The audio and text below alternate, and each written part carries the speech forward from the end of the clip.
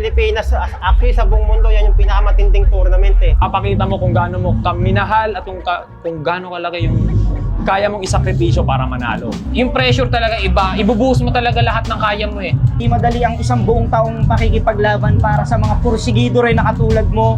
Not a walk in the park, it's a marathon. Kasi sa tournament, kakargahan ka dyan ng expectation, kakargahan ka ng pressure, kakargahan ka ng iba't ibang bagay. Nakasabay nung pressure ng pagsusulat na may kalabang ka. Kadikit ng salitang isa buhay. Disiplina. Kailangan ng puso para sa kultura, pero kailangan wala kang puso para sa kalaban. Bawal sa mahina. Patagisan ng pinakamagagaling. Tinetesting dito kung hanggang saan yung ano mo eh. Ang galing mo bilang rapper eh. Test sa buong buhay mo sa isang taon pag sumalang ka dyan. Nung unang sumali ako ng isa buhay, syempre, gusto ko maging kampiyon, gusto ko magkaroon ng titulo. Yun talaga yung tinitignan ko doon.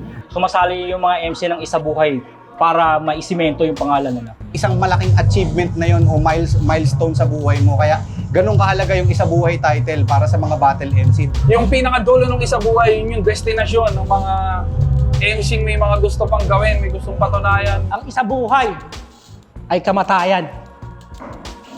Patayan ng isa buhay, patayan.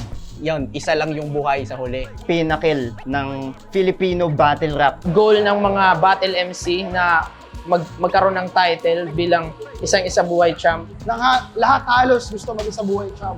Yan ang maglilimbag sa'yo sa liga. Ay, kahit saan ka pang liga bumabattle, pag hindi ka nag-champion sa isa buhay, hindi mo hawak yung achievement na yun. Pag nag-champion ka talaga dito, para ka nagmarka na sa mapa ng Pilipinas. Pinakamalaking tournament ng battle rap sa buong mundo. Sige, putang ina. Pinaka-diploma mo yan sa battle rap. Lifetime achievement. Pwede mo yung ipagyabang hanggang sa papunta ka sa lapida.